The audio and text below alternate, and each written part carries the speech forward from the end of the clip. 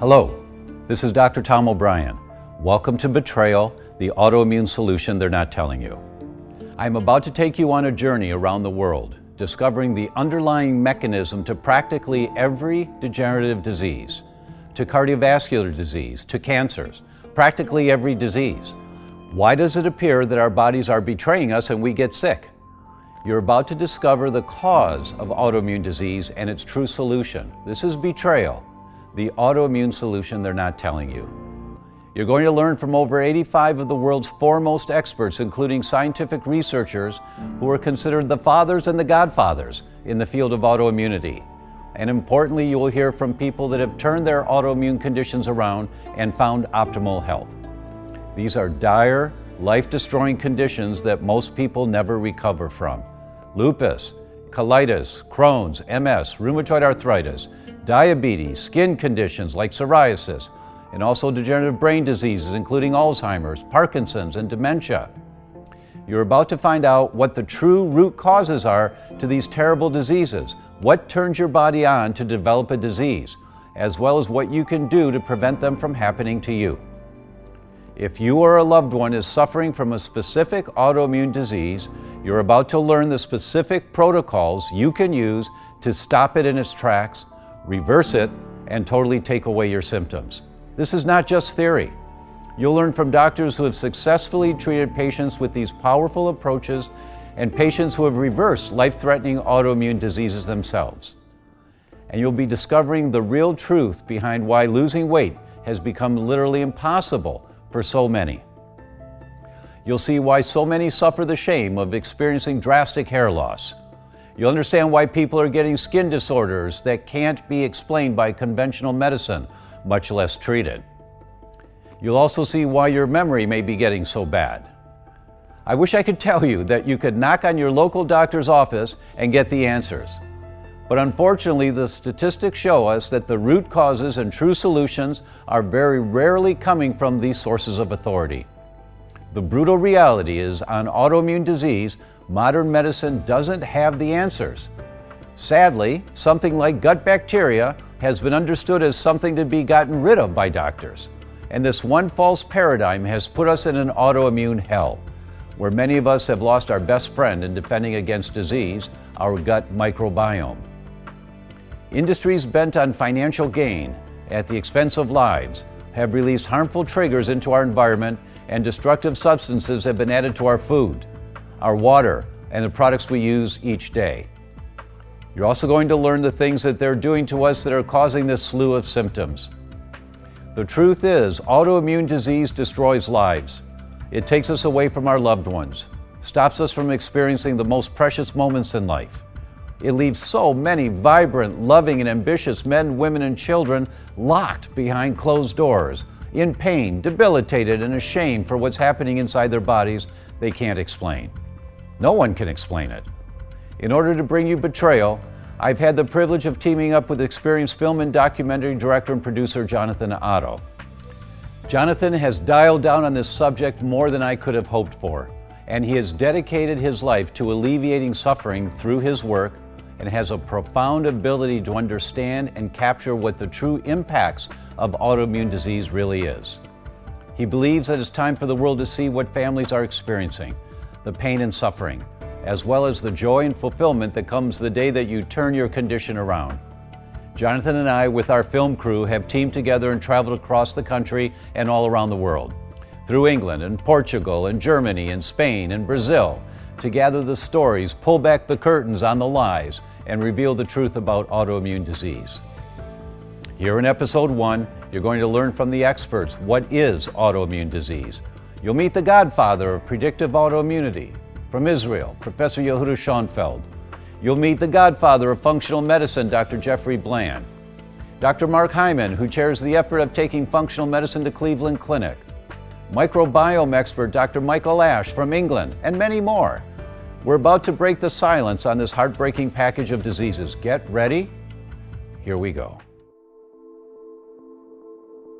Autoimmunity is a whole spectrum of disorders that all have very common roots, even though they show up in different parts of the body. And if you look at autoimmunity, it affects 80 million people in this country. When you lump them all together, from Hashimoto's thyroid disease, to MS, to inflammatory bowel disease, to rheumatoid arthritis, to psoriatic arthritis, and the whole spectrum of disorders are seen often as very separate things. But we now know that autoimmunity has common roots, that it's the body attacking itself, and that there's a reason for it. And unfortunately, most common therapies are designed to suppress or block the body's own immune system instead of figuring out why it's so pissed off in the first place. It's kind of generally known, the concept of autoimmune is that the immune system is reacting against the body itself. So it's like an automatic process of the body rejecting itself. And it really seems like that's a very strange thing for our immune system to turn rogue against our host tissues and start to damage them. So it really, for decades for me, in fact, I could say going back certainly into the 60s in my background, I've always wondered about the term autoimmune. It just didn't seem reasonable that suddenly an immune system that was there to protect us against the outside world suddenly turns rogue and starts attacking ourselves. There had to be a precipitating event. There had to be something, it seemed, that would translate goodness to collateral damage to our body.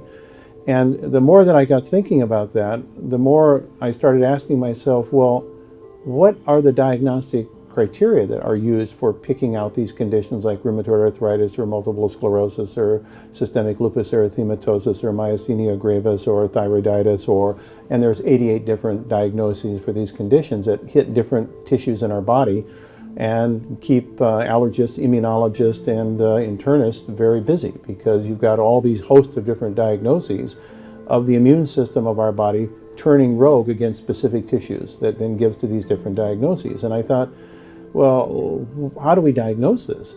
And they're diagnosed by looking at the presence of what are called autoantibodies. And I thought, well, what is an autoantibody? And we say, well, it's an antibody that our immune system produces against our own tissue, like anti-thyroidal antibody, or anti-mucosal antibody, or anti-brain lipid antibody with respect to multiple sclerosis. And I think our body is actually looking at these native parts of our plumbing and our machinery, and it's saying, oh, I'm sorry, suddenly you're a foreigner, and I'm going to produce a destructive thing from part of my immune system called the B cells that is going to attack those tissues specifically. And then I got thinking this a little farther. Well, just a minute. Are we sure that those tissues that we say the immune system is responding to are the host tissues that were the same as when those tissues were first generated? Or is there something going on that makes those tissues look like they're a foreigner? And that little kind of question that I had, which started as a kind of a virus in my central nervous system somewhere in the 1980s, just continued to kind of fulminate as I was reading the literature and thinking about it, until I finally came to the belief that our body actually doesn't respond to itself. It's responding to something that happens to our body that makes it a non-self. Now that is kind of a paradigm shifting concept, right? From my eyes, it's a misfire between what our immune system wants to do and what it should be doing. And sometimes it seems to me almost like that when we lived in a more pristine, more traditional culture, where we lived close to the earth and where we had parasites and where we ate food that was fresh and we didn't have refrigerators and things spoiled, the immune system had a lot of really good things to do. And now the immune system in our modern culture feels to me a lot like a group of teenagers with time on their hands. That's a great analogy. It's really good. And so they get into mischief because they don't have their old jobs to do. And also the immune system, if you look at Polly Matson's work, it's about not just strangers, but dangerous strangers. So when we walk down a street or we're in a conference like we are here, there are a lot of strangers, but we think they're friends. They're not dangerous strangers. And Yes. the immune system's job is not to react most of the time. And we're exposed to toxins. We eat foods that are unusual. We're stressed out. We have molds, we have all kinds of unusual situations that are really different than even 150 years ago. And the immune system, it just kind of overreacts. Sometimes I say it's like it's your birthday and everybody's singing happy birthday and you've got the cake, the candles are lit, and everybody's expecting you to just blow out the candles and you whip out your fire extinguisher. That's an autoimmune disease. It's an overreaction of the immune system just in a normal event. Autoimmunity is a process where the immune cells begin attacking self and attacking normal, healthy, vibrant tissue, causing damage. And over time, we've been converting many of our chronic diseases into possibly immune, probably autoimmune, and then definitely autoimmune in nature. I would predict that another 20, 30 years, the vast majority of our chronic diseases will have been reclassified as probably autoimmune in nature. When is it normal for the immune system to be attacking self? So the immune system, our immune cells, have a very important function. They're involved in maintaining and repairing the body. So if my overtrained and I've damaged my muscles from overuse, my immune cells have to come in and dissolve that damage, mop it up, and repair. If I have trauma, my immune cells have to come in and repair that trauma. Or if I'm damaged from infection, they will again come in, mop up the damage, and repair. So they're a vital part of maintenance and repair of everyday and acute damage. When it becomes pathologic is when they're attacking healthy tissue, or when during the repair phase that attack continues once the repair has been complete. That's a brilliant overview of the function of the immune system, and none of our guests have talked about the repair phase, and that explains why sometimes you have to be able to get rid of the old damaged cells. And it's vital. We need to do that when there's damage from infection, from trauma, from overuse. Or even exercise, like a bicep. Absolutely. And when we strength train, we are intentionally damaging our muscles just a bit. So my immune cells have to come in, repair the damage, and rebuild a stronger muscle cell, a stronger tendon, a stronger bone. And so it's a vital part of our ongoing healthy vitality. So it's a good thing for the immune system to be getting rid of our old cells, our damaged cells, but then it gets to be threatening when the immune system is getting rid of more cells than it should be. Correct. And when it's getting rid of cells that are otherwise healthy and vital, when, for example, I've developed an immune response to an infection, we've cleared out that infection, that clone should be wiped out and eliminated. If you think of our defense system, it's there to protect us from foreigners trying to get in or those that get in, and also to protect us from things that go wrong inside ourselves. Yes. And so we have to have a way of distinguishing self from non-self. And when that's working well, when our defense system's doing its job, then everything just hums along just like riding in a Rolls Royce. But there are certain things that occur in our lives that start to interfere with that ability for us to distinguish self from non-self. And when the defense system, or what we call the immune system, starts to lose that ability, then it starts to react or attack things that it shouldn't be attacking, like self. And that to me is autoimmunity. The lack of awareness on the underlying autoimmune mechanism creates both the tragedy of premature death, as well as people being robbed of the quality of life that's important to us all. Have our immune systems betrayed us? The answer to that question will shock you. People are looking in the wrong direction when searching for the solutions of autoimmune diseases. We're quite literally in the dark ages in thinking that this is all about genetics and medication. You will learn more about that in the upcoming interviews with world experts. In this series, you're going to learn some information in the upcoming episodes on that very topic, so you can find what the true enemy is and how you can ensure that your body is never attacking itself. So how widespread really is this issue? How many people are truly affected by this villainous group of diseases? What about other countries? You're about to find out some important answers to these questions that will bring you an awareness of what autoimmune disease actually is and what you can do about it. Autoimmune disease is no longer a silent killer. I mean, it's everywhere. Some 70 to 80 million people in the US are currently diagnosed or either diagnosed or have yet to be diagnosed with autoimmune disease. Look across Europe, the numbers of AI autoimmune disease instances are increasing all the time. Dr. Ash, can you tell us how widespread this issue truly is? Well, certainly for North America, the NIH suggests that there are 24 million people in the US that have been diagnosed with autoimmune disease, but they also point out that perhaps it's only 1 in 3 that have been picked up. So let's say between 70 and 80 million people in North America currently have autoimmune disorders.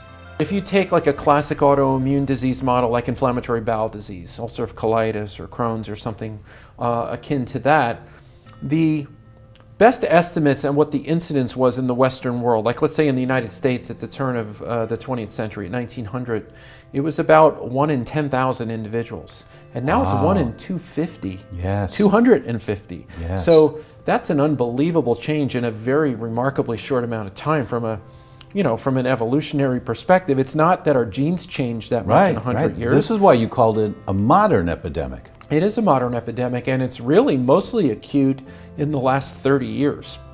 And when you think about how much our environment has changed, how many new chemicals, how many new pesticides and herbicides and flame retardants and a million chemicals that are response modifiers in the body. We know they're endocrine or hormonal disruptors, but they can disrupt a lot of different metabolic processes in the body. And we know that certain toxins, particularly, for instance, like transitional metals like mercury and lead and things like that, they can actually glob onto sulfur units on the end of our host proteins, our own tissue, and now the immune system looks at that protein as a foreign protein, looks at it as a hapten, and now you get an autoimmune response against your own tissue because of a toxin.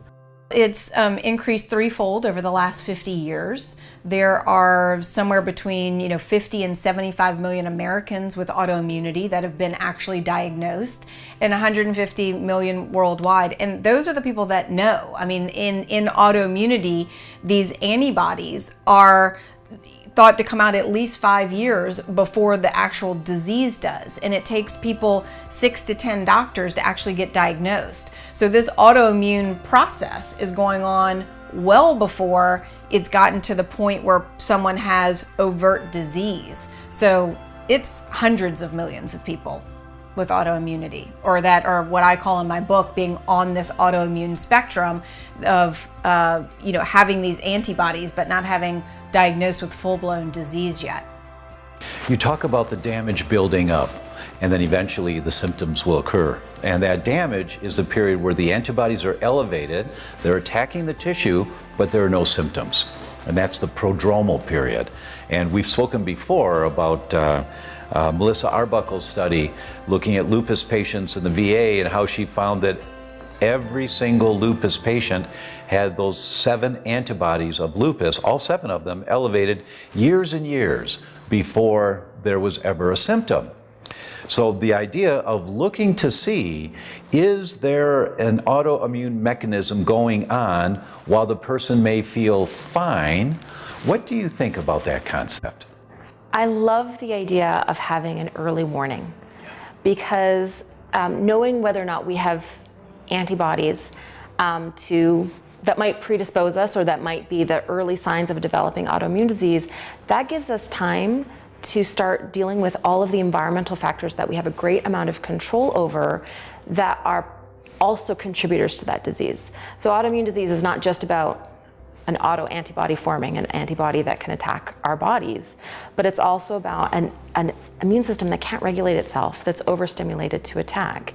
And that occurs when we're not getting enough nutrients in our diets, when we're stressed, when we're not getting enough sleep, when we have gut dysbiosis and leaky gut, when we're consuming foods that we're having intolerance reactions to, that are priming the immune system, or we're consuming foods that are highly inflammatory. It can happen with infection, it can happen with toxin exposure.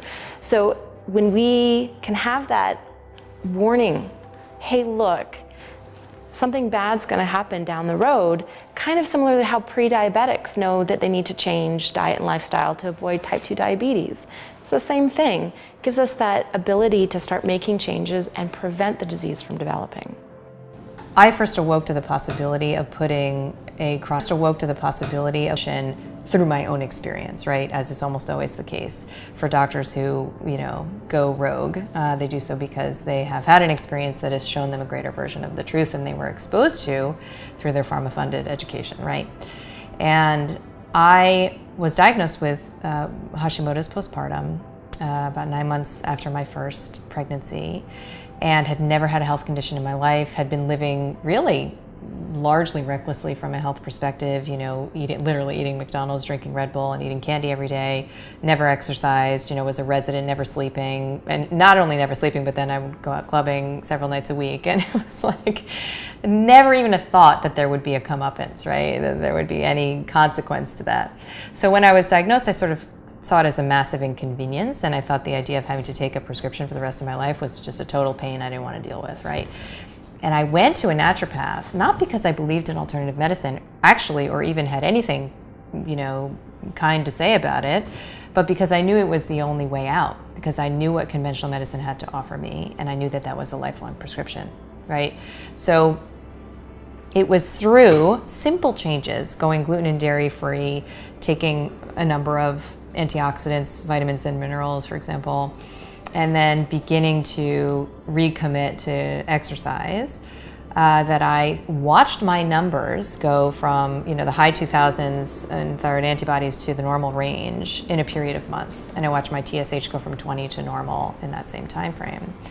And a lot of red flags were raised for me, right? And I said, hold on a minute, I never learned that food had anything to do with medicine, and I never learned that you could put a chronic autoimmune disease into remission, that was even possible. So it was, very invigorating for me, and it really ignited in me a fire to learn. And so I hit the books, right? And I became really interested in functional medicine. But at the time when I was going through my autoimmunity, I didn't know about functional medicine. And so I went through conventional treatment. I had Graves' disease, which is an overactive thyroid, an autoimmune disease of my thyroid. And very long story short, after being on toxic medication that nearly caused my liver to fail, and then ultimately having my thyroid ablated with iodine-131, I no longer have a thyroid. So, it's really my mission and my passion to help people to never have to be in my boat. I had a gentleman earlier this year. He'd been to 60 different dermatologists. He had such a rare form of autoimmune skin rash that one of the dermatologists invited him to a conference and asked him if he would sit in, and he sat in, and for 4 hours all the dermatologists at this conference came in and were looking at him trying to figure out what he had. And you know what he had? He had gluten sensitivity. And it was triggering an autoimmune response. And it was coming out in his skin. And we were able to get rid of that rash that 60 doctors, 60, couldn't figure out. We were able to get rid of it in less than 6 months. And that's the power of food. That's the power of diet change. That's the power of nutrition. And that's why I wish more doctors would study it. All the doctors were looking in the wrong place. Well, they were they were looking for the answer, but they weren't looking. I would consider that probably it's possible that not a single one of them even assessed diet as being the cause for the skin reaction. Not even a thought. The closest anyone even came to the proper diagnosis, one of the doctors thought it might be a formaldehyde allergy, which at least he was thinking allergy.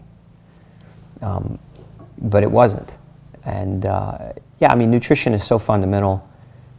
And when we look to seek what these doctors were doing, they were looking at his skin and they were trying to give it a name, right? Instead of, and that's the way it is in medicine. So many doctors are so hell-bent on trying to give things names and classifications that they forget to treat the patient. So is it surprising to you that the third leading cause of death in this country is medical errors called iatrogenic diseases? Think about all the advancements we've made as a civilization. Hasn't there been so much with our healthcare in our modern world that has improved? Absolutely. My first granddaughter was born this last summer, and she was born 7 weeks premature. And she was in Northwestern's neonatal intensive care for 2 months. Thank God for the technology we've got today. She wouldn't have made it, or I question whether she would have made it if we didn't have the sophistication and the technology that we have. It was marvelous. I was so impressed with what I saw there. And now she's healthy and vibrant, and I just got a text today that she laughed for the first time today, which is really a big step for first parents and first grandparents, right? How can we be so archaic on the biggest killer? Why is it that we are taking steps backwards? As you continue to learn in this series, you can work out how you can swim against the tide and not allow any of these drastic statistics involve you or your family. You can control your own destiny. So what's the answer to the lack of help we're getting with the modern healthcare system? If you are suffering with a condition that you know is due to nutritional deficiencies or harmful dietary triggers, how are you going to put your trust in a healthcare practitioner that has a total of 4 to 8 hours of nutritional training in all of their coursework? What if you've suffered trauma and you're trying to work out how to reverse the impacts of that and its detriment to your health? Where do you turn to? The truth is, you need a credible solution that has the best of what modern medicine offers, with a thorough knowledge of the alternative protocols that you may desperately need.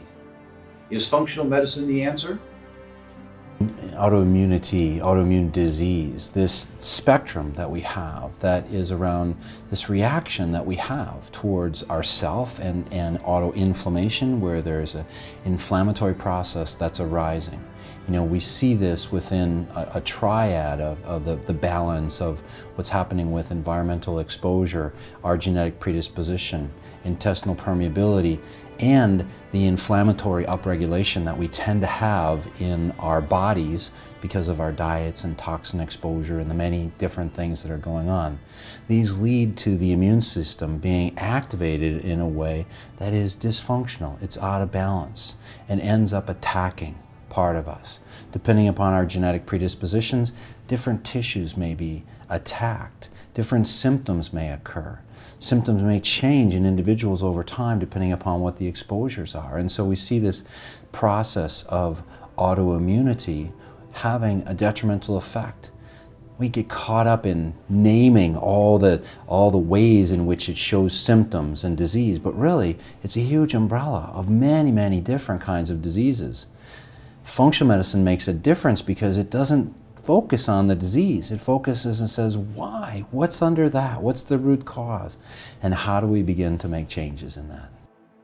I think there's a fundamental lifestyle approach that everybody needs to look at whenever they have an autoimmune condition, whether that's Hashimoto's, whether that's multiple sclerosis or rheumatoid arthritis, and that's looking at the root causes. So what are the triggers? What are the predispositions? What are the habits in my life that are leading me to manifest this condition? So it's a whole host of factors that interacts with our genetics depending on our environment and our genes that trigger our particular problem, right? So there's variability in the population so that the same insults can cause many different autoimmune diseases. So there are only 3 main triggers for autoimmune disease with a couple of add-ons, right? Diet and stress always influence every disease, right? But the main 3 triggers are allergens, microbes, and toxins. And as functional medicine practitioners, our expertise is being able to drill down into each of these areas and discover in any particular person what's driving that problem. So you can have 10 people with a particular autoimmune disease like rheumatoid arthritis, which have 10 different causes. Those of us that practice functional medicine have a very diverse client base that come to see us because they've traditionally been failed by allopathic medicine or they've not gotten the relief or the answers that they're looking for. And I do feel that in that patient population, that your predictive value of being a positive autoimmune issue is very high, much higher than what a primary care doctor would see. Yes. And your point of these issues being manifest before we develop a coding system to label them, a great example is rheumatoid arthritis. Before you have joint changes seen on x-ray, there's a blood test called the CCP antibody that's positive 5 years before there's a clinical manifestation. So our sensing mechanisms and our testing strategies are currently evolving to the point where we can now find these early signs of autoimmunity. And I feel that we'll have panels that incorporate cytokines or inflammatory markers that are going to show us this imbalance way before the clinical condition manifests. And if we can catch it in that window and develop a plan of individualized, personalized therapy, we may be able to get it so it doesn't manifest into a full-blown autoimmune disease. And that's the exciting thing about what we're doing right now in functional medicine. Yeah, because a lot of people will say, oh, you know, my mother has Hashimoto, she's on thyroid replacement, and my older sister is, and my aunts were, so I'm just going to get it. Right. Well, if you do what they did, you probably will, right? Because you probably have that genetic predisposition. You might have that HLA pattern or whatever in your immune system. There's whole arrays of predictive autoantibody testing that we can do. And, you know, they're used in conventional medicine, but here's how they're used. We wait until someone develops all the clinical signs and symptoms of autoimmune disease X, and then we say, oh, well, looks like you have lupus, or looks like you have rheumatoid arthritis from the joint dysfunction and the anatomical derangement and everything else, and we have these inflammatory markers high, so we're going to confirm our suspicion by doing this antibody test, right? When in reality, medical research has shown that these antibodies are in that person's blood 5, 10, 15 years before. Years. So if you, so instead of using them to confirm what you already know, let's turn that on its ear and let's use them prophylactically and upstream. Let's test them in a screening methodology, just like you would go and get a blood chemistry or a lipid panel. Autoimmune diseases, like other diseases, atherosclerosis, cancer, they are multifactorial. There is no one factor which determines if you will get the disease, and therefore it's the combination of factors which join together in concert to induce the disease. There are many factors. There are genetic factors, there are hormonal factors. 75% of the diseases prevail in female. It means that they have something, a risk factor in their body which enhance the immune system so that they will develop autoimmune disease. There are immune deficiency factors, and there are also the environmental factors. Today we try to understand better the environmental factor, and the combination and the concert of these factors will lead to the different diseases. This explains A, why in the same family you have people with different autoimmune diseases. B, why somebody who has already one disease will develop a second of autoimmune disease. We see patients in all problems in all walks of life, and we look at all the reasons why they may not be functioning properly. So for example, a nutritional deficiency, a toxin overload, musculoskeletal or neurological imbalance, things like this. So we do primary care, and we also have really good relations with other healthcare professionals to refer when appropriate. So for example, I got basic training in spinal assessment, spinal manipulation, but it's not my area of expertise. I have chiropractors who are good friends of mine. I say, this is clearly in your realm, you take care of it, and send them back to me, I'll work on their diet. And I have friends where I live who are naturopathic physicians, and when someone asks me, who should I see? I send them there first, because my experience of naturopaths is that they look at the diet, they look at nutrient insufficiencies, they look at musculoskeletal, and usually refer it out because that's not a real strength for them, but they recognize it. So it sounds like naturopathic physicians are more of a holistic, if I can use that term, or big picture view type of practitioner? In many ways, we're very similar to the family doctor of old. And that is, we have really strong relations with our patients and their families, and we spend more time with them because we want to understand why they're sick, not just that they are sick. So yes, we diagnose disease, and we do physical exam, we do laboratory tests and x-rays, all those things to diagnose what's going on. But rather than say, okay, now let's give them a drug, we say, well, no, are there some natural approaches we can take to help the body heal itself? So rather than a drug to turn off the symptom, and the problem with most of the drugs is they just turn off the symptoms, they don't deal with why people are sick. We want to know why they're sick. And almost always it's either a nutritional deficiency or, unfortunately now, an environmental toxin. We have become so toxic in our modern world that I am now lecturing literally all over the world that toxicity is now the primary driver of chronic disease in all the industrialized world. Have you ever been to the doctor and you list a couple of the symptoms you're experiencing? Then you're trying to make sure you don't forget anything. You're desperately trying to give the doctor all the information they're needing. And maybe you feel rushed, and sometimes maybe even like you're being herded to a generic solution. What about your unique history? What about things that have happened in your personal experience, perhaps in your childhood, that could be the causative factor for what you're experiencing? They're critically important. Why has functional medicine proven to be so effective? So what's the underlying principle of functional medicine?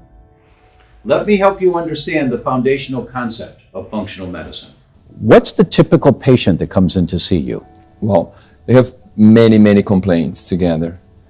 They have they want to lose weight, they have migraines or headaches, they have allergies like sinusitis, rhinitis, they have gut problems like constipation, bloating, and like all the body is being attacked. It looks like that all the body is being attacked by something they don't know. They have no idea what's going on.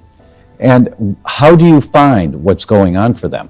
Oh, I make several questionnaires and several blood tests as well, so we can then figure it out. And of course, we have to make many questions about what they eat, their daily habits, how much they sleep, if they have vacation, how much hours of work during the day. And so we put all this information together in the matrix, and then we can realize what's going on. But questionnaires and blood tests and saliva and everything, it's very important for putting everything together. Functional medicine looks very comprehensively at the patient's history, and so we have it's rather a long questionnaire, but it's very comprehensive, and it looks both across symptoms and diagnoses, but also at your lifestyle, your family history, your diet, extremely detailed questions about everything. And this entire story, we also have a couple of sections where we ask specifics to timeline. So we ask questions about when people had things. So in medicine, for instance, people ask about what have you had in the past, but in a very general way. Yes. It's like, no, there's very few people asking you specifically, tell us, when did you, which year did you actually have this? And so we get into that kind of detail so that we can take all of that information and plot it into a patient's timeline. And it's pretty remarkable what happens. As it turns out, there is a way. Yes. And that comes back to that great statement that was made by Peabody 100 years ago at Harvard at a commencement, which that paper is just, it could have written today and be just as relevant. But at the end of it, he says, the secret to the care of the patient is to care for the patient. So if you care for the patient, you have to know the patient. And if you really want to care for the patient and you're committed to the patient, you have to really know the patient. So in your new patients, how much time might you spend with a new patient before you come up with a conclusion as to what protocols to recommend to them? Well, usually is in the second visit. So in the first visit, I have like an hour and a half. Then You spend an hour to an hour and a half with a patient on the first visit? Yeah, exactly. Actually, that's what it takes, and that's what functional medicine is all about, is getting that big picture, isn't it? Yeah, it is, yeah, for sure. It's impossible to do in half an hour, at least an hour. Yeah, an hour to an hour 15 usually is fine. And I finish my anamnesis usually in the second visit, when I have already ordered and I'm seeing the results of the blood test and everything. So I put everything together, the questions, the questionnaires, and the lab tests. So everything together, and I can then see the big picture. In the past, functional medicine doctors would create a timeline on paper with their hands. Yes. And which is great. It's a wonderful way to dialogue with the patient and capture information and then note it down on the timeline. I would do that, and it was always a mess. Yeah. Because patients would remember something that oh yeah, by the way, back there, and now I'm writing on top, or I'm trying to put arrows in there. But also there's an inherent bias, because what we're doing is we're filtering the information.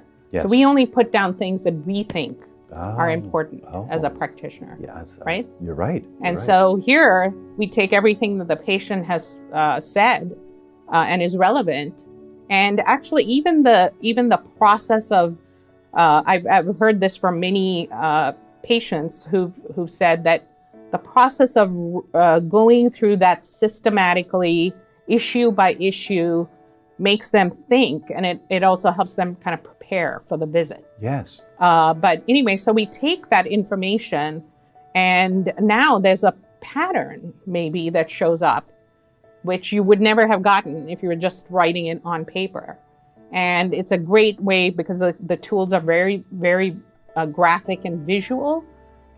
You can now sit with the patient and dialogue about that. And we hear constantly, I mean, people come over to us when we're at conferences and stuff and say, I had this great story where I was, showing this patient this timeline, and all of a sudden they looked on the timeline and said, oh, that's where, and sometimes it's something very significant happened. Mm-hmm. And including, I've heard over and over from practitioners that incidences of trauma or abuse or things that are highly sensitive and sometimes don't come up for 2, 3, 4, 5 visits, because it's just they're so very deep exactly. inside. Yeah. But there's something about seeing that visual, and all of a sudden for it to trigger in the patient's head that, look at all these symptoms that have happened, something happened here, and for them to begin to associate,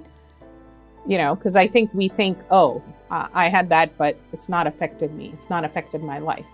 And so now if you're seeing the visual of it and you're able to look at it, and then it starts to hit home that maybe there was some implication to what happened. Mm-hmm. And so it begins to, it becomes more conscious, and then they're able to bring it up and dialogue about it. So it's helping that story get clearer earlier in the process. We see that so many different conditions that come into our office, when we look, the immune system's gotten activated, and the way to address the immune system is not to quiet it down, but rather to reduce the need for its activation. Right. And that's the whole premise of functional medicine. It is. You're right. I mean, all of the classic agents that are used, in the pharmaceutical realm for dealing with autoimmune disease are either to squash the inflammatory, the innate immune response, or to get into actual, obliteration of almost all immunity with response modifiers and biologics and things like that. And, they can be very effective from a symptom management standpoint, there's no doubt. And some people, if they're really in bad shape and sort of end stage, that may be exactly what they need as part of the overall treatment plan. But understandably, patients who get offered that as the only option, and particularly if it's earlier on in their disease course, nowadays they go right to the internet and they start looking up what are these medications, what are they all about, what are the side effects. And when they see little nasty things, little inconvenient side effects, things like leukemia and lymphoma, right? They understandably get a little bit agitated about getting on those. So they're looking for other options. And I think the functional medicine paradigm offers them exactly that. Here's a drug. This is the answer you've been looking for. We're told, take it for the rest of your life. We're not told, where is the problem coming from? This is not the solution. This is just helping us function a little bit better. But where is it coming from? In this docuseries, you will learn where this is coming from. You apply the principles you learn here, and the result is you start feeling better. You require less and less of this medication. You go back to the doctor that prescribed you this medication, and say, will you work with me and help me transition off if I don't need this? Then you can get rid of it. Do you believe that there's evidences there that there's something wrong fundamentally with the system, potentially from a monetary standpoint? I believe it, but it's not a belief, just a belief, it's the truth. I mean, let's just analyze what we know, what we've learned. There was a study that came out just a couple months ago in the British Medical Journal, and it was a really good study. It was an analysis of the top causes of death. And so what this study came to the conclusion of is that heart disease and cancer were the #1 and 2 killers. But the third leading cause of death was medical error. Now, what does that mean? Some people say, oh, well, they overdosed on the drug, or no, they died in surgery. No, medical error means the proper use of prescription medication. So if we look at the leading causes of death and we say, okay, how do we treat these things? Like what the system that we have, what do we use to treat these leading causes of death? Well, we use medicine, right? But medicine is the third leading cause of death. Does that make sense to you? That's data. I mean, I didn't make that up. That's raw empirical data. So what it tells me is we're doing the wrong thing. And maybe we're not doing the wrong thing 100% of the time. And I don't think doctors are out there like malintentioned. Like, I don't think there are doctors that are out there saying, haha, I'm gonna put you on this drug and we're gonna hurt you on purpose. No, and like the case that you gave, they were all looking for the answer. Right, I mean, I found that quite a compassionate thing to do. Right. You know, like most people would have sent him away. And then for those, it sounds like a lot of those doctors were volunteering their time just to look at him, right? So as in, yeah, but it's still an indictment against the system more than anything. Well, absolutely, what the system promotes. The system promotes that drugs are the only thing that can treat, cure disease. That's what, if you look at, perfect example, look at a bottle of supplements. On the bottom of it, it's going to say FDA disclaimer, right? This product was not intended to treat, cure, or diagnose any disease. Why does it have to say that? Because medicine ensures that nobody else has the thought process that anything other than drugs can treat, cure, or diagnose disease. It's fallacy. I mean, it's law. And it is fallacy because we've got natural medicines that do wonderful things that are equally and sometimes more effective than prescriptive drugs. No question. Yeah, no question about it. And then there are plenty of other cultures that don't even dive into the drug aspect of treatment and only use medicinals and herbals and botanicals and do just as well and actually do better. I mean, America's healthcare system is ranked, I think the last time I looked at the numbers, it was ranked 37. Which is of industrialized nations. That's very poor considering we spend more than any other nation in the world on drug research and on drug usage and on medical care, right? And then we've just subsidized this care. Now we've said, let's take taxpayer dollars and give away this care that doesn't work because the system is broken, and let's give away this broken care in this broken system to people for free. And not that I don't think people should have access to some kind of care, I just don't think that taxpayer dollars should fund a system that doesn't work and that's proven itself to be ineffective. If you think about it from a business perspective, like I'm a businessman, I'm also a doctor, and I'm also compassionate, and I think there are a lot of people out there like that. But from a business perspective, medicine is the only business that continues to grow at an exponential rate despite failing miserably its customer. What other business can you think of other than government that has that track record? The Synthroid being the #1 drug for 2013-14 is showing you that that is the only method for the majority of people for treating thyroid disease, right? But so like whereas for example something like cancer, people are getting more and more aware. Right. Hey, I have some options here. But with a lot of the autoimmune diseases, they literally do not believe they have any option in the world except for drug X, and you're not cool with that.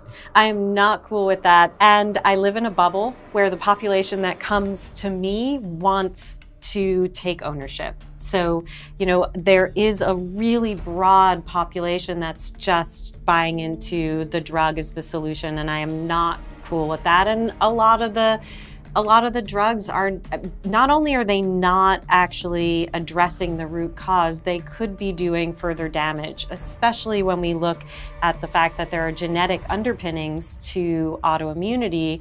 the way that that person processes the drugs may not be what the literature says it's supposed to be. And I've seen this in a number of my clients where they're actually not able to process the drugs and it's doing more harm than good.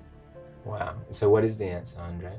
It's multifactorial. I think that the answer is really understanding what's true for ourselves, understanding the roots of our own autoimmune expression, and being able to mitigate that by taking ownership, really understanding what's true for us, what makes us feel better or worse, and assembling the team that really sees the whole individual and who we are and is able to work through that lens.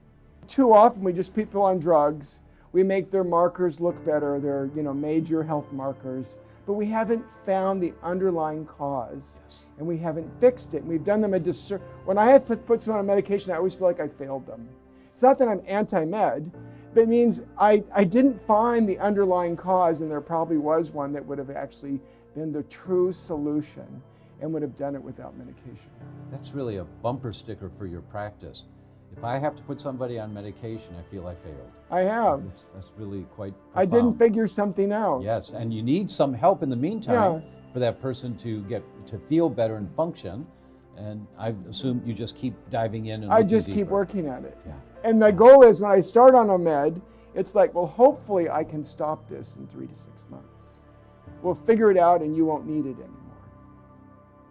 And I think a lot of times they've been to all these doctors, they've been to all these specialists, they put them on drug after drug, which made them feel worse, and they're becoming hopeless. So I think that's a really important thing, to give people their hope back. That whether it's heart disease or cognitive dysfunction or depression or just pain, that most people can really transform that by following a program that is intended, that their genes have been waiting for them to do all along. One of the biggest things I hear from patients who are brave enough to come to me, because it takes a lot of courage to say, I don't believe that other doctor or those other 10 doctors who are saying that I'm just getting older, right? I mean, that's one of the big myths and the big lies, is that disease is a natural progression of aging. I mean, we try to create diseases out of natural things in life. When a woman goes through menopause, we try to create a disease out of that and say that that somehow now needs to be medicated. Right? When a man goes through similar changes, hormonal changes as he gets older, we now call that a disease, right? And we say we need to medicate that. Well, that's a great idea if you want to make money out of it. It's a perfect idea if you want to make money. I think I use the word diseasifying. We've diseasified normal processes, and we've justified that humans should be functioning at 100% all the time, and if they're not, we're going to call whatever that is a disease and create some kind of treatment. For example, depression. A person can have depression if they're sad. There's nothing wrong with the state of being sad and going through a period of depression. That's part of life experience. But a lot of doctors, a person goes in and they're depressed, maybe because they lost a loved one, maybe because they're going through a really hard time. Depression is an important emotion that they need to go through, and they need to work that out in their own mind. But the doctor's saying, no, you have this depression here. Let's cover it up. Let's call it a disease instead of the state of being human. So we've dehumanized in medicine, and we've opened the door that anything abnormal at any time is going to be considered a disease that needs to be treated. And by the way, I have that treatment in my closet, and we're going to give that to you. And I think that's a horrible approach. I came out of medical school disillusioned. Medical school was not what I expected it to be. I thought we were going to study human physiology, and then we were going to study how people make decisions, and we were going to put those two things together, and then I would be able to help people. And it really wasn't about that. It was about a certain heuristic of, you evaluated a patient not as a whole person. You evaluated a patient as a system of organs, and you asked questions to try to single down and focus down on which organ system was having the most trouble. And then you looked in the drug book to find out, or first you made a diagnosis of what part of that organ system, what did it feel like in terms of a diagnosis, and then what drugs could be used. It's actually a paradigm that I wish it were that simple, because it's easy to do. And so I finished my education, went into practice, And it was really only about 2 years into practice that I sat at the end of the day looking at the list of patients, and I thought, you know, about half these people had been better off if they hadn't come, because they're all on drugs that are causing all kinds of mischief in their life. And then I looked at the list of who was coming in the next day, and I said, I don't even know enough who to call and say, I'm only going to do mischief in your life. Why don't you not come? I didn't know enough. Well, I don't think you can blame the physicians. I mean, maybe medical school and how doctors are trained, but I mean, I do think the vast majority of doctors go into medicine with the idea that they want to help people, and they're taught how to help people in a certain kind of way, which for some people it does work, but for many people it doesn't work. I mean, I was an emergency medicine physician before I became a functional medicine physician, and I do think that conventional medicine does a really great job at emergency care. I mean, I was a trauma ER physician, and if I got shot or was in a car accident, you know, I would want to go to the trauma center. If I had cancer or autoimmunity, I didn't know about it at the time that I was going through my autoimmune condition. I didn't know about functional medicine, but clearly if something were to happen to me in the future, it's what I would turn to. I mean, it's how I live my life every day. And it's what I hope others will turn to as well, because it does give you hope. Chemotherapy is used in the case of autoimmunity because the very brutish premise is you want to destroy the immune system. So they're using some of the very same agents. And then of course cancer, you're using, as we know, right, conventional warfare, you know, chemo and radiation. It's like an insane model where not only do you feel betrayed, you have this condition, your body's attacking itself, but now the conventional medical system's saying we've got to blast this enemy within, and they literally, the collateral damage is like off the chain. Yes? Well, the metaphorics is so profound, the poetry, because this is the very institutional equivalent of the immune system, right? The conventional medical system is supposed to help take care of its damaged population, and it's feeding and profiting and amplifying the damage. So it's almost like a reiteration of the very horror of betrayal. So yeah, you're right. I mean, the betrayal theme from the condition all the way up to the misguided treatment it's powerful. Hypothyroidism is an example because that's when autoantibodies are formed against the thyroid. And so what does the conventional medical system do? They actually attempt to take the thyroid out. They even do this radio ablation. They take radioactive iodine 131, which is released in nuclear disasters. It's why everyone wants to stock up with potassium iodide when there's like a nuclear threat, because this element is what destroys the thyroid. So they find that the immune system is attacking the thyroid.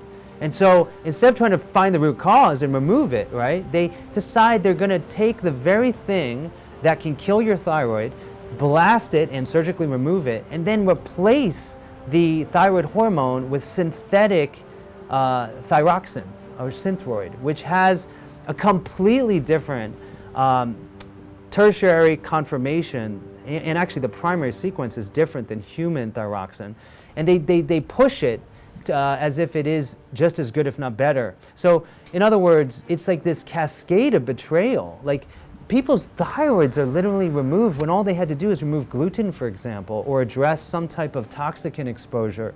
I think any business that makes $100 billion annually that fails to lead their customers to some form of meaningful resolution needs to reevaluate their business model. They'll say that they have, like, look at these examples of all these people that are better. I agree with that. You say, look at the people whose symptoms are reduced. But what happens with their lifespan? The average autoimmune patient will have a lifespan on average about 26 years less than their counterpart without autoimmune disease. So you didn't really serve them. You served them by being compassionate toward their pain or toward their symptom. And that's where you made your money. You made your money to mask their body's alarms. I agree with you, it is a betrayal.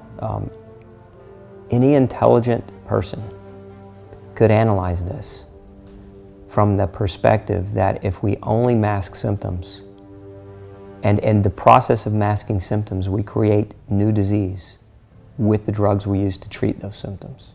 Autoimmune is notorious for this. Look at the drugs used, the immune suppressing drugs that are used to treat lupus and rheumatoid arthritis and psoriatic arthritis. They cause cancer. It's very clear on the warning label, very clear. They cause cancer, they shut down the immune system. They're known carcinogens. Yes. Is that a solution? Is that something we want to give $100 billion a year to as the solution? When the outcomes are poor, I think we need to look at different outcomes. So, you know, the outcomes are, yeah, your pain is reduced. Yes, your rash goes away. Those aren't outcomes of resolution. Those are outcomes of symptomatic reduction. And I don't think we can base the model of treatment, again, on shutting down the body's ability to warn us. We have an outdated clinical model, and it's really based on, you have a disease, here's a pill. Yes. You have a cold, take an antibiotic. Yes. And it has not served us well. It got us to Look the at the bottom of the result. list. That's right. Look at the result. So doing a root cause analysis, looking at, you know, a systems-based approach to the body, looking at, okay, why are you run down and you got exposed to a virus maybe when you flew to Europe last week and now you're sick with the virus, you know, just trying to understand what are the levers here? You know, how much stress do you have in your life? How are you dancing with that stress? Yes. How much sleep are you getting? You know, we know that you need 7 to 8.5 hours at night to really function the best. Yes. And I would say, what are the limits that you're unwilling to acknowledge? Yeah. You know, Good. if you look at it clearly and you say, oh, I pushed the boundaries a little too far here, you know, that I've crossed my limit. You acknowledge that we're human, we have limits, and we have to take care of these bodies so they can continue to function for us. I feel like you're looking specifically at me with that one because I'm a recovering overachiever and I don't want to have limits, right? I mean, it's sort of a human condition. It is. So we have to get rigorously honest about this. It's super important. Yes. You know, whether you're trying to get pregnant or you're facing perimenopause or you're, you know, you've got your third cold of the winter, it's important to face these. One of my personal goals, and whether this resonates for others or they have their own in the same category, I want to make sure I can take my grandkids hiking in the Alps in my 80s. Oh, I like that. And in order to do that is what I do now. And in middle ages, that determines that. Yeah. And so for all of us, we have to take a step back from how we feel and do some independent evaluations, biomarkers, if you will, as to how our body's functioning. Yeah. This is such an important point, and it gets back to a theme that we've had, you know, kind of a through line for our conversation, which is you want young age and middle age to last as long as possible. It's not necessarily longevity that we want, it's health span. So you hiking in the Alps with your grandchildren, that is about health span. It's about feeling fantastic, not being in a nursing home at age 80 with Alzheimer's disease or with rheumatoid arthritis. We know that these conditions are recognizable decades before you have symptoms. And so the key is to be proactive, to be predictive, to personalize this, to get super healthy as young as possible and then maintain it. It's very easy for us to mask autoimmune problems with medications or with natural supplements. And my first 5 years of practice, I actually thought my job was to get good at symptomatic control so that within a few weeks this person could be in less pain. And that's the obvious compassionate thing to do when you're a doctor, is you want this person to feel better. Yes. But then you realize as the years go by that when those patients come back years later with even more pain than they had originally, that you've actually undermined their healing process by denying them the feedback that comes from making lifestyle changes first. Yes. So I really emphasize this, the diet, the sleep, the exercise, meditation, as the initial round of treatment while we're running labs and while we're analyzing what's actually going on as an underlying cause. And what I found in the group of patients that I've worked with more recently, the last 15, 20 years, is that when they understand how much food can relieve their pain, how much just a good night's sleep can relieve their pain, then they're motivated to continue the real treatments, which are these lifestyle changes. And they understand that there is a very real therapeutic impact of something as simple as sleep or meditation that might be even more powerful than any of the supplements or drugs. That's been my observation, you know, that people who take the invitation that is embedded in illness and they accept it and they work with it and they shift their beliefs because of it, they go on to live really rich, fulfilling expanded lives. But I witness that the people who, treat diseases as just another misfortune, and they begin to accumulate a list of the diseases that they're dealing with and the medications to accompany them, I'm not sure that's really a life they feel they would have signed up for if given the choice, right? And then they're just basically surviving until they die. And I think most of us have an innate sense that that's not all there is to this experience, right? That there's more that's possible. I know you've heard the horror stories, all the suffering people go through. You've seen it with your loved ones and friends. Perhaps you've heard a few of the turnaround stories. That's why we're sharing this. It's not just to shock you. It's to give you the solutions you're not being told. Let me tell you about the hope. Are people really getting better? Is it truly possible? We're about to share with you some of the amazing case studies.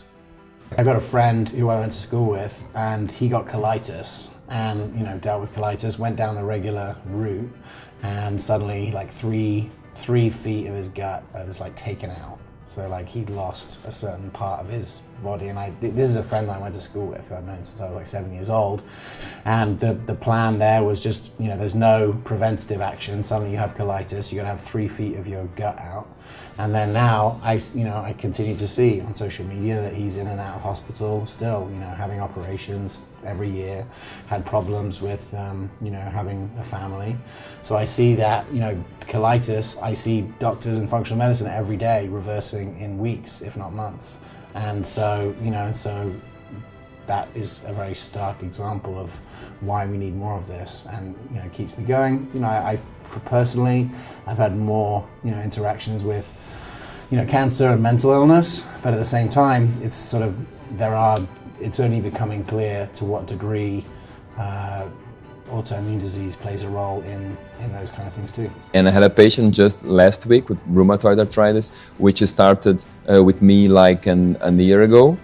And she was taking many medicines and lots of pain, no improvement at all. And she was in the highest dosage possible.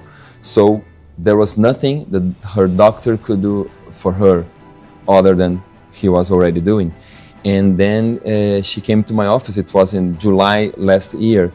And we started all the protocol, which is an individualized protocol. And when now she came back, well, every month or every 2 months she was back to the clinic, but then I asked her this last visit, how are you feeling? What was your improvement during this year? She almost cried. And for the first time, I think it was the first time she was not with her husband together. And she told me, my husband prays for you every day, because he doesn't hear me complaining and moaning and crying every day because of the pain.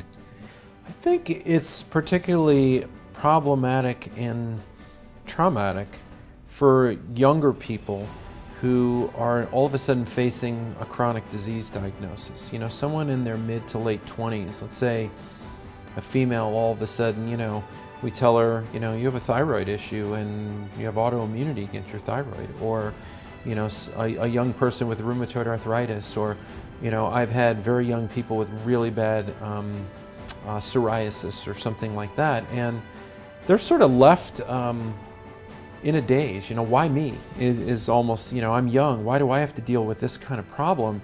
Isn't this a problem for old people, right? And why was it me? Is this my fate? This is my genes. I have to deal with this, and there's nothing good that's going to come of it. And I think it's our job as healthcare providers to not be callous to that, and to really understand that a big part of the therapeutic intervention we offer in the healing process is to really, we're not some omnipotent, healers where we just make everything better. We're really on a journey with them. We're their health coach.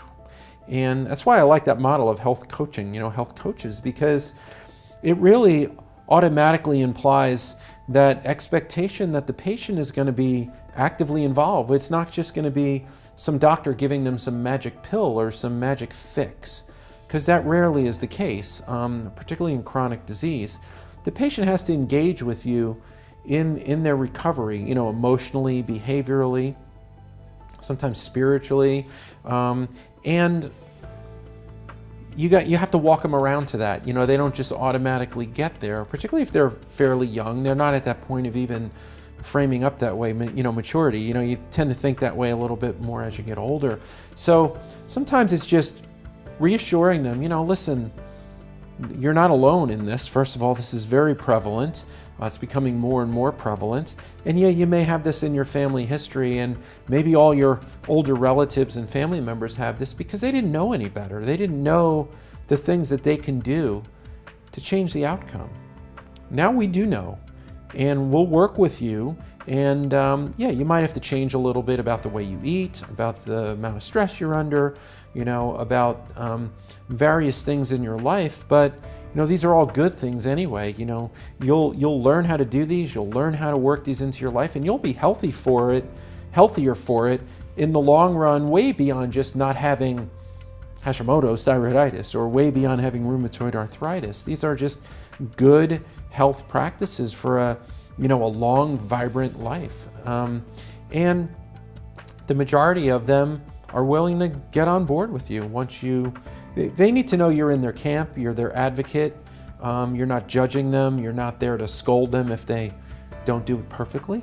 And I think that's a big part of what makes a good healthcare provider, and that's really still part of the art of medicine rather than just it becoming a technical endeavor. Well, people come to see a clinician because they hope that that clinician's going to walk down a road with them to help them. And, you know, for me, I've always been taught that my life is about service. I think whether I go get my hair cut, somebody's serving me, right? They're making me feel better about myself by cutting my hair. I go buy new clothes. It's because they make me feel good for a minute, right? I think we're all about service. And so Oprah said it really well. She said, use me until I'm used up. I don't want to be used up, but I want to be used well. And so it's like serve until we can't, but also remember to renew ourselves because that's just as important. You know, I think David Jones has said so many times that there aren't physicians who go into medicine to be bad physicians. You know, everybody goes into this with kind of a really hope that they're going to help a lot of people. And I think that everybody who's clinician really helps a lot of people. I just think that with kind of this more integrative and functional movement, that we get the people who say, yeah, but I think just keeping somebody on a drug isn't really the long-term solution always. And is there some other piece of a puzzle that I'm missing? And I think that's really what kind of binds this kind of functional medicine group or integrative medicine groups together, is that curiosity where we're always kind of saying, how can we serve better, one person at a time? So you're probably thinking, what do I do now? You probably feel overloaded, information overload, analysis paralysis, you know, geek terms, that just way too much information. We want you to know you're not alone, that there's a community here. Where should you go from here? What should you do? We're going to show you. We're going to show you what the experts say that work with people day in and day out to guide them through how to get back to vibrant health. Information is power, but the information's only powerful if you find the information and then act on it and put that information into play. We have the tools to do that now. So if you have a family history, whether it's a family history of a lot of cancer, a lot of heart disease, a lot of autoimmune disease, there are so many upstream tools that we have now to find out, well, what is your specific risk factors as an individual? Because like, even beyond autoimmunity, you know, risk for cardiovascular disease, heart attacks, strokes, pulmonary embolism, whatever, it's not just cholesterol, right? There's a whole bunch of different modifiable risk factors. So you have to find what are your modifiable risk factors as an individual so that we can then guide you on what lifestyle interventions, what things to change about your diet, about your stress, about your exercise, or whatever it may be. Same thing in autoimmunity. Yeah, you know, this autoimmune disease epidemic is such a big problem, and it's affecting so many people, so many patients, but so many extended families of those patients. And it has the likelihood of affecting our offspring, right? Our children, our young children we have, our children yet to come. So it's really important public health issue that needs to be turned around. And like I said before, it's not going to be turned around with a magic drug. It's going to be turned around with making the right changes to our lifestyle, our diet, our food supply, our environment. And that is not going to happen because the powers that control the food supply or the powers that control these various aspects of the environment and the economy are going to make those changes for us. It's going to be driven grassroots by people who are fed up of being chronically ill and need the system to change. So that's why a series like this is so important. You have to get the information out to the people, to the masses that are unwilling, you know, guinea pigs in this big experiment that's creating such chronic disease. And they're the ones that are going to drive the changes in the whole system by the choices they make and the dollars they spend and how they do it. I'm so grateful to all the people that have volunteered their time for Betrayal. The researchers, the scientists, the clinicians, the patients, all of them. These speakers have made an impact on my life and on my health. And I'm grateful for you. You are becoming equipped for yourself, your family, your loved ones, so that together we can end the unnecessary suffering from autoimmune diseases. Well, I just really appreciate Dr. Tom because he's really been proactive. He's really getting the message out. He's doing webinars and he's speaking at different conferences, and he has the research behind what he's saying, and he's giving people direction and clear guidance on how to prevent and treat autoimmune disease, not just treat the symptoms and in the past where they're just suppressing the immune system and they're not helping people get healthier. And I think the message that he's bringing is really going to bring a lot of life and a lot of hope to people. So I really appreciate what he's doing. I've known Dr. O'Brien for a long time. Both of us met for a process of changing and thinking differently about the way we wanted to help people, yet at the same time had many similarities in what we're already doing. I think what he's been really excellent at doing is bringing that information to the population in such a way that it makes sense for them, connects with them, and empowers them to take more responsibility. Wow. And is that do you think that he's changing lives through that? I'm sure that if people take the recommendations that he manages to pull out from these interviews, they'll definitely change their life. Traveling around the world, trying to make a difference. He's all about service as well. And this is really about how do we serve. It's certainly not about kind of his own personal gain. It's really about how do we serve, how do we change the world. And what I love about the world now is that medicine is happening because it's in the hands of the people. It's on the internet, it's in docu-series like this one, it's in summits, it's in radio interviews, it's in media, and people are saying, how can I be empowered to change my own health? And that's what I love about this and what I love about Tom. He's so committed to really high quality, excellent medicine, but also he's not only an educator of patients, but he's an educator of doctors and has a wide reach so that he's always on the leading edge of whatever information is available and has this gift to really teach it to people, to take complex things and make them pragmatic and useful with patients and doctors. And that's a great gift. Not everyone can do that. You know, he takes the information he shares so seriously. He researches it, he studies, he comes up and he presents it in ways that are easy to understand. You know, when the whole gluten thing I thought was such a complex thing, and he's broken it down into what are the key scientific points you need, what has been validated, how do you translate that information in a way that's useful? I mean, he's a genius at it. So I'm so excited that he's hosting this Autoimmune Summit and that we're going to help transform lives with the information that he's searching for. You know, there are various heroes in that story, but I realized that Dr. O'Brien is someone that I have the most respect for because he took that hero's journey when very, very few people were willing to do that. I'm on the lookout for what works, to be able to see how we can, you know, how we can really scale the impact and make a change. And, you know, Tom really showed the way forward on that. And I think, you know, his contribution to diseases beyond autoimmune disease will be felt, maybe not acknowledged, but is being felt all the time.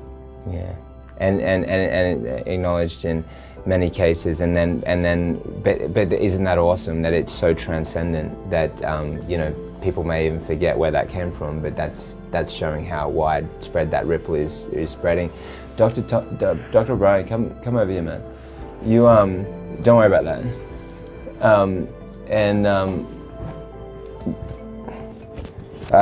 I didn't know what kind of impact you'd had on James's life. Yeah. Thank you. Yeah, man.